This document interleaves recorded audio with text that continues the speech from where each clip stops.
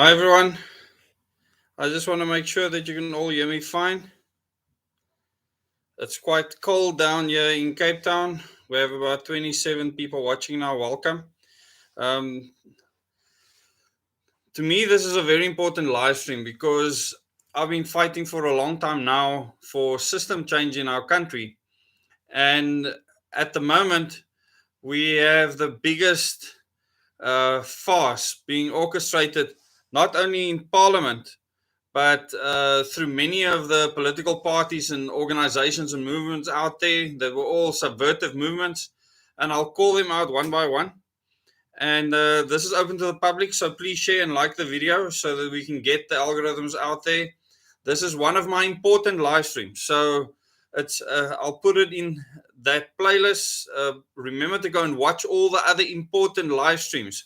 But it's important for you to understand that we are being swindled at the moment. We have 100 people watching now. Welcome. We are being swindled a lie at the moment. And I've got quite a few articles open, which I will link in the description below this video so that you can go and see what is happening right now. And there's a few organizations that are willing to take Parliament to the Concord because of the bill that they are trying to pass, which some people call a direct elections bill, which it's not. And I want to explain that in detail. I started the hashtag direct elections about 2 years ago and said that I would spearhead the fight for us to get candidates directly elected, which included our president, which included our mayors, our councillors, our MPs. And what this means is that we have to change the constitution of the country. And at the moment, this is not what is happening. Okay. So this bill that was brought before Parliament, it's all a farce. It means absolutely nothing. Parties will have full control still. In fact, they'll make it almost impossible for any individual to actually take part in the political system because they want to charge an individual the same 200,000 Rand to contest in an election that a party or a large organization would. And this is hugely problematic, not just for the funds, but the system. In other words, you're literally putting a whole lot of lambs to the slaughter. And some individuals might have enough popularity to be directly elected, but they will have no power. In other words, a president is still elected by Parliament, not by the people. The mayor is still the first person on the PR list.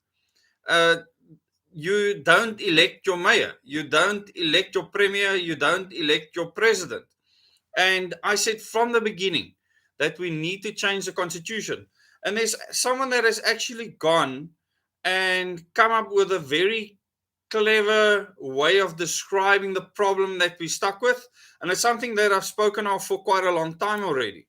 And I actually have quite a bit of respect for this person's insight, although it's still very short-sighted, etc., where this person speaks about the Electoral Amendment Bill, that it has prospects of addressing some of the current challenges, not all of them. But this person that wrote this article, Beki Zulu, he said very specifically that this is his opinion piece, and I want you to listen to this because to me, this has a lot of weight. The questions which beg for attention are the following. What does the proposed change mean for our democracy? How will the proposed change impact the constitution? And most importantly, how will the proposed bill affect the electorate? And, he looks at it from where we are standpoint. But there's a few important points that he makes. He makes the point that in 1994, a transition took place. In other words, what was put in place was transitional, and we never transitioned from that. That was a Trojan horse that was put in place for us to fall for the current system that we're in. We were never supposed to remain the way we are. We were supposed to move on from there and actually effect change. And if you read this article, there's 4 articles that I will actually link. And on this new electoral bill, where the Constitutional Court ruled almost 2 years ago that it is possible for an independent person to stand as an MP or MPL, and currently you can run as an independent candidate for councillor. So that is possible, but not as MP or MPL. Now, because the Constitution and one of the clauses allowed for this, the Constitutional Court ruled on it and called our Electoral Act unconstitutional and illegal, and gave Parliament 2 years to effect the changes to it, so that by 2024 we will be able to use this new electoral bill or way of electing people. Now the problem is that the Concord hasn't got a say in how these changes are made. The Parliament was tasked with this. The problem is that the parliamentary system is the problem. The people in there are the problem. They are in parties who are like gangs. And these gangs are ganging up because they don't want to pass this bill. They're not interested in it at all. None of them. Because being in party serves their purpose.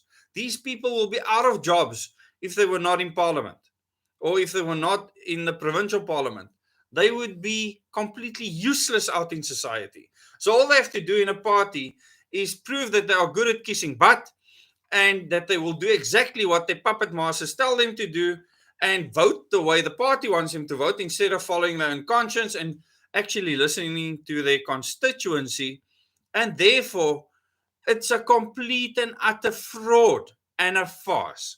So what they are trying to propose now is even worse, because when this happens, you will actually undermine individuals more. They'll look even worse, and people will believe that parties are way better than individuals through the system they're proposing, and that was always the plan. And the many people that have been proposing what is happening now, they are a farce. They are subverters. Don't trust them as far as you can see them. We need complete system change. We need constitutional change to affect that. And yeah, Becky actually speaks about that. And that is important to understand. He speaks about de Klerk and PV Botha and all the transitions and CODESA and all the things that took place before. Okay? But what he did say is that the ANC believed that they were ready to govern, but they didn't expect governance to come to them so quickly. So he's saying they weren't ready. He says, but the speed of these processes meant that there was very little time to prepare for the envisaged democratic order. Even the ANC's policy document titled Ready to Govern in 1992 only skated over the surface and did not demonstrate in concrete terms that the ANC was ready to govern. Now, it's clear that they weren't ready to govern. Why should an organization be ready to govern? To begin with, this is the beginning of the problem. The prolonged liberation struggle left the freedom fighters convinced that the fight for liberation would be sustained for much longer. So they thought they were going to be donoring people for a much longer period of time. When the wheels of democracy started moving faster, everything had to be done in a rush. And that's exactly what happened. And this is why a system was prepared long beforehand that would be a complete farce. We'll have Trojan horses built in all over it that would completely remove our freedoms, especially in a time such as now. And I will explain to you just now how that is possible. The prolonged liberation struggle left the freedom fighters convinced that the fight for liberation would be sustained for much longer. When the wheels of democracy started moving faster, everything had to be done in a rush. The interim constitution of 1993, the final constitution of the Republic of South Africa, Act 108 of 1996, and the Electoral Act number 73 of 1998 were compromised documents. Thank you. It's so nice that someone is actually capable of seeing this and seeing that it was never supposed to be the status quo. They were put together in a reconciliatory spirit. In other words, they weren't properly thought through. Is this what we need as a country? Is this going to take us forward? Is this going to work for all the people in the country? Which it obviously is not, because it's not a democracy to begin with. It's a complete and utter dictatorship. And that dictatorship does not come from within the country. It comes from that freaking island sitting there off the coast of France. The majority had to bend backwards in order to make it possible for the minority to agree to a peaceful solution to the country's woes. with almost 30 years into democracy, while I don't believe it's a democracy, questions are being raised about some of the decisions we took as a country. Rightfully so. I am asking many questions. I am saying that what we did back then, if it was transitionary, we should have continued with the transition. We should have had continued discussions about what kind of electoral system are we going to have? What kind of parliamentary system are we going to have, if any? How will we govern ourselves, if any? The Electoral Amendment Bill B1 of 2022 aims to amend the 1998 Electoral Act. Among other things, this bill aims to include independent candidates as another segment that is allowed to contest elections at both national and provincial levels. Now, the important thing here is that Becky understands that they see it as a separate segment that's not inclusive. In other words, they're seeing parties as contesting and a segment of independents as contesting. This can never work. It undermines the process completely. It's a farce. All they're going to make out of this is a lot of money. The bill also aims to ensure that these independent candidates are subject to scrutiny by communities who may object to them standing for office. Now, it's quite as simple as people getting enough votes to register or signatures to register to become a candidate, and I fully support something like that, but not in the system. I believe in a direct election system where all the MPs in the country have to stand in their constituencies. You split the country into 400 constituencies, and in that constituency, people can stand as candidates, all of them independent, every single one. The president runs as an independent candidate. If he's with a party, that is flippin' fine. But you vote for a person. He has to raise funds as an individual. In other words, parties have zero power. Nothing. Nada, nux. It also aims to ensure that these independent candidates, like political parties, are bound by the Electoral Code of Conduct. If elected, independent candidates can become members of parliament and members of the provincial legislature. It's like a sideshow, people. Now, the question which beg for attention are the following. What does the proposed change mean for our democracy? How will the proposed change impact the Constitution? Which it can't, because the Constitution demanded this. It was already a Concord ruling. Most importantly, how will the proposed bill affect the electorate? All these are pertinent questions that need to be expounded. However, due to time and space constraints, I will provide succinct responses. And the responses are quite interesting. On the envisaged impact on democracy, my view is that the proposed bill will contribute to democratic consolidation. So what Becky is saying is that we will start to be more consolidating of the democracy. In other words, I believe this is democracy because we vote. And I say utter nonsense. As long as parties control the roost, there is no democracy. It cannot be democratic. It has become clear that political parties can no longer be trusted. I fully agree. They lure voters using manifestos, but renege after the election and forge deals with other parties without consulting the electorate. Absolutely. The voter's voice is thus undermined. Absolutely. So I'm glad that Becky understands this, and based on that, you should wonder, why are parties even needed? Why do you need parties to contest in elections? You actually don't. Independent candidates will be closer to the people compared to political parties, which demonstrate elitist tendencies, gangster tendencies, more like it. They would be directly accountable to the voters as opposed to those who toe party lines and ignore the electorate. Another reason for parties to cease to exist. The Constitution will not be negatively affected by this bill if it succeeds. Chapter 2 of the Bill of Rights outlines different rights. He speaks there about the section that was used to actually, for the Concord to actually find that our current electoral act is unconstitutional and illegal. So all the parties that have been elected this entire time have been done so fraudulently. The MPs in Parliament right now, they're a fraud. It's a fraud. Regarding the third question, the electorate would be spoiled for choice. They would be free to vote for candidates directly as opposed to voting for their parties, which fuel candidates which voters do not like. Absolutely. Once again, he's giving all the reasons why we need to do away with parties, which means constitutional change. Flowing from the above, I fully embrace the proposed bill. It has prospects to address some of the current challenges. Now, Becky Gomezulu is Professor of Political Science and Deputy Dean of Research at the University of the Western Cape. So this is his opinion, and many things in this article carries a lot of weight. Now, how do you feel at this stage about the fact that what they want to do now is give individuals a chance to stand for elections, but the parties will still rule the roost? Okay?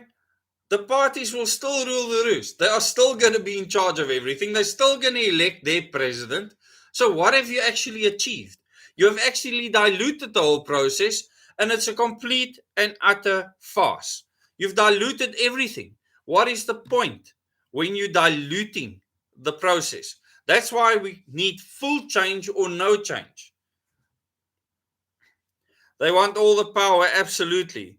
Now, here's another important article, and this is CAPITEC that has warned Parliament over the Electoral Amendment Bill. Lawson Naidoo, Executive Secretary of the Council for the Advancement of the SA Constitution, expressed concern about a lack of public participation regarding proposed amendments to the Electoral Act. And they said before, there's so little time for the public to participate that you cannot actually get the voice of the public in this at all. And he warned Parliament it may be bungling the process to amend the Electoral Act as directed by the Constitutional Court. And in short, what he is saying is we will have to go back to the Concord and say that you haven't done your job. You had 2 years to do it. I told you people in the beginning when that Concord ruling came out that these idiots in Parliament will bungle this. They are not interested in this bill at all. It doesn't serve their purpose. How can you get the criminal make the laws on imprisonment? It's the same thing. It's absolute madness. In a letter to Home Affairs Portfolio Committee Chairperson Moses Chabani, CAPITEC hints at the possible Constitutional Court challenge. The committee is holding nationwide public hearings after interested parties made submissions. The bill is meant to amend the Electoral Act to, among other things, allow independent candidates to contest National Assembly and provincial legislature seats. An absolute sideswipe means nothing. The New Nation movement approached the court arguing that the act was unconstitutional, after which the court gave Parliament until June this year to fix it. So time is running out. They have till June. CAPITEC's letter is supported by the New Nations movement, the SA Council of Churches, SACC, and the 70s group. In the letter, CAPITEC Executive Secretary Lawson Naidoo said they were concerned about public involvement in the process.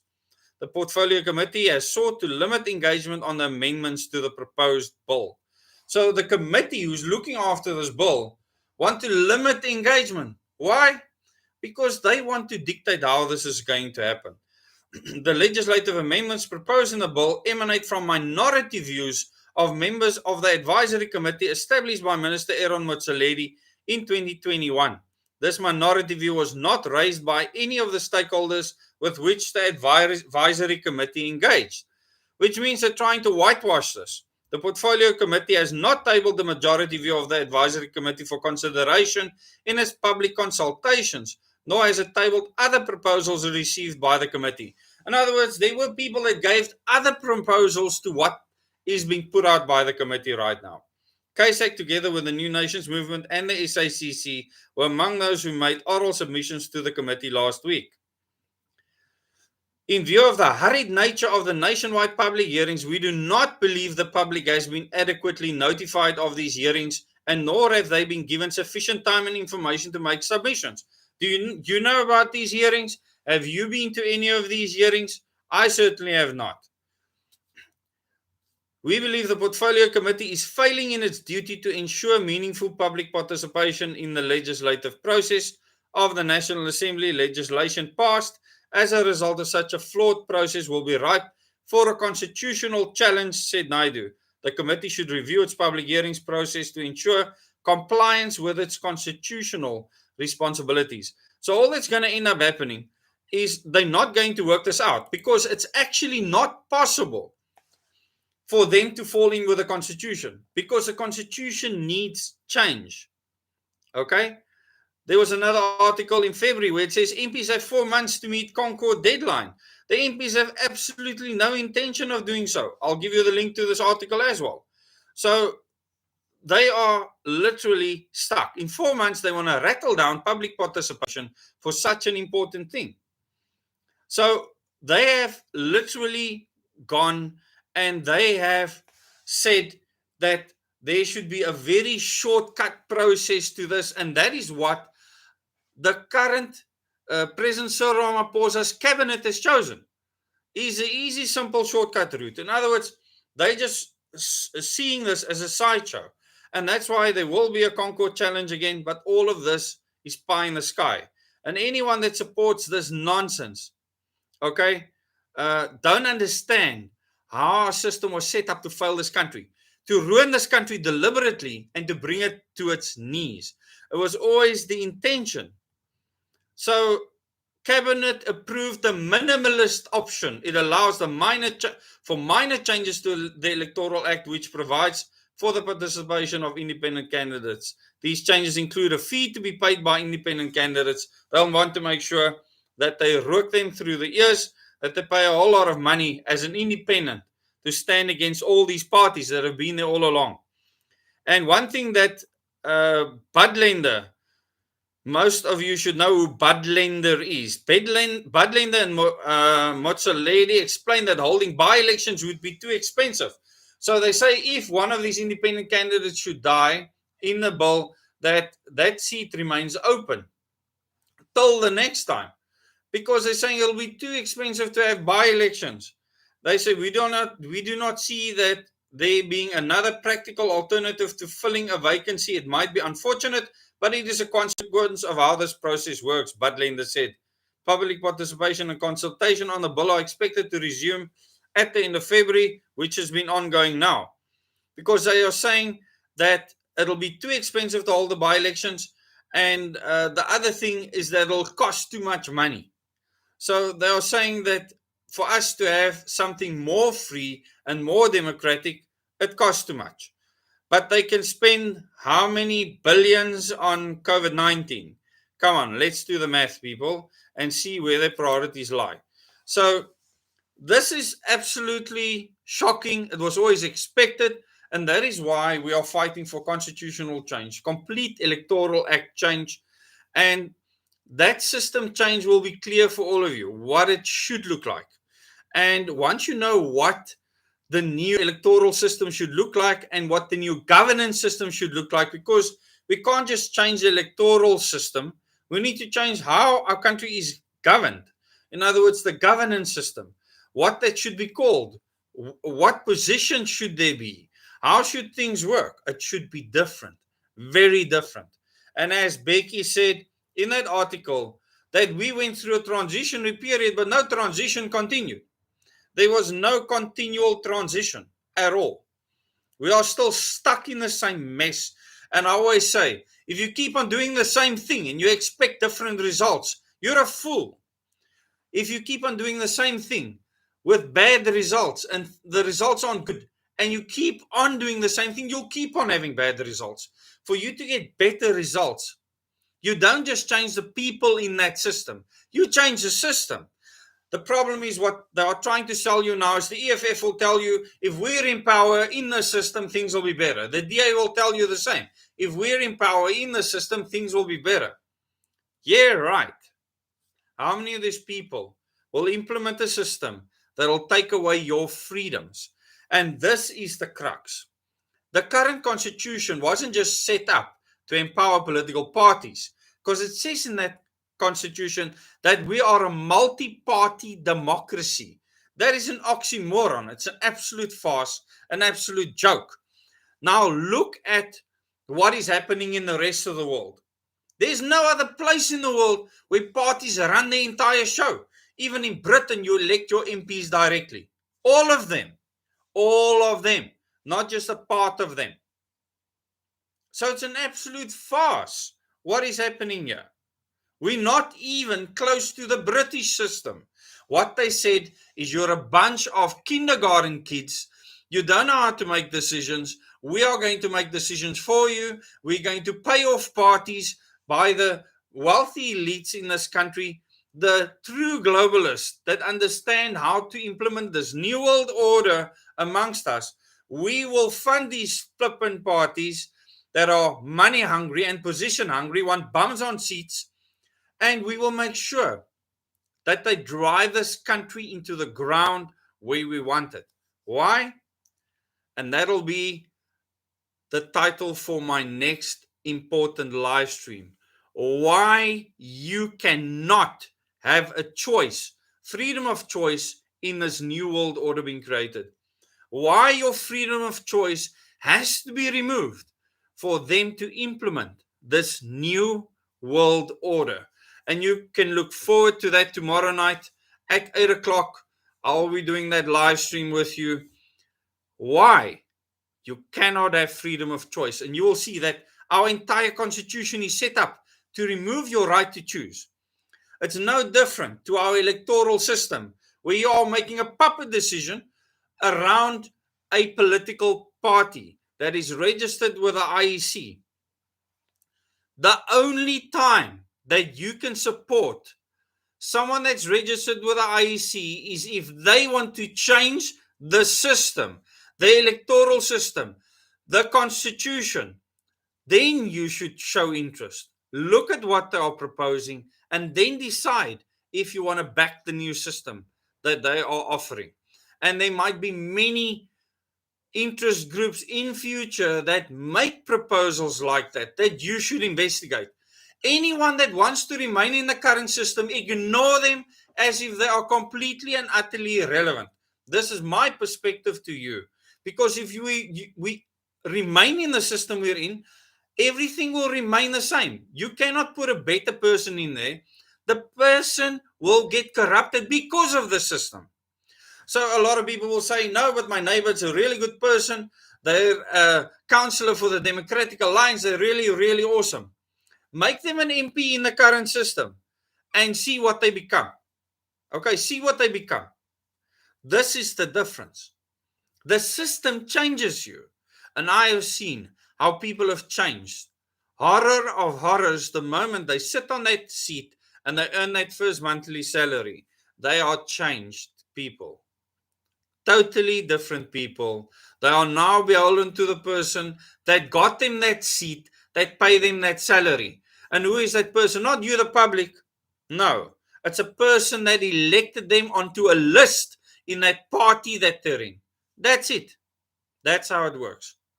So we need to change the system. This is paramount. We need to change the constitution to change the system. And people need to stop being scared of us changing the constitution. It's utter trash.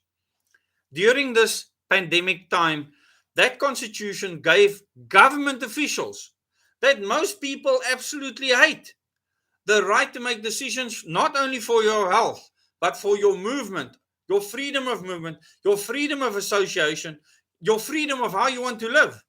They made decisions for you because that same constitution tells that politician that under the right conditions, they can choose to make decisions for you.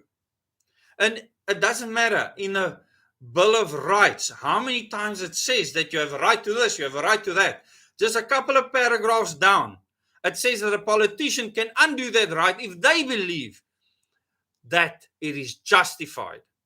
That constitution needs to go into the bin and we need to write a new one from scratch. Thank you for coming in and watching this live stream. If you have not yet subscribed to this channel, please subscribe if you have a stomach for the content, and click the bell icon if you want notifications for new videos. Please share this video, like this video. It is important that people understand this farce that is playing out, and the articles that I'll give to you in the description below, as well as in the first comment below this video, go and read them and understand how the wool is being pulled over people's eyes.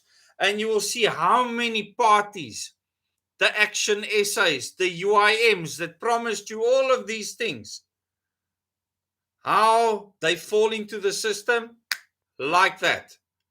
Promise change and no change will come because they do not care about change. The leaders certainly do not. They prove that through their actions. There might be awesome people on the ground fighting hand tooth and nail. In the ANC, in the EFF, in the DA, in COPE, in the UIM, in Action SA, in all these parties, you might have people that are fighting on the ground. They don't understand what's happening at the top, and that is what you need to watch. And that is why I'm saying, if they are not fighting for constitutional change, even the SACP, ask them, will you change the constitution? If they say no, ignore them. Run far away from them. They are the enemy to freedom in future. All of them. All of them. Go and read the constitution and see why we have to change it. We were given one thing when we were born on this planet, and that's the freedom to make choices. No government or any system set up out there should take your right to make choices away. It's your God-given right. And I will fight to the death to protect that for my family and my friends. And I hope you join me in that fight. Thank you very much for watching. And thank you for the work you are doing on the ground, for spreading information around this. And please, the people on the hashtag Direct Elections group, share this information. The fight is real. And don't be fooled and subverted. Anyone that makes you believe that we can have direct elections through this bill, they are lying to you. It's not a hashtag direct elections bill. It has nothing to do with direct elections. Nothing. We want to be able to elect our president directly. All our MPs directly, the Premier directly, the MPLs directly, the mayors directly, and the councillors directly. We might choose to change that system in future, and maybe we should. Because I don't think that there should be people governing us. There should be representatives that represent us. Maybe we need to change the names completely of many of these people and then start to transition to something completely new in South Africa. I believe we can do that. We have stood up against everything this new world order perpetrators have thrown at us. We don't have to protest on the streets. We just ignore them, and we'll continue to ignore them. Thank you very much for watching this video. Thank you for your efforts once again. Till the next video.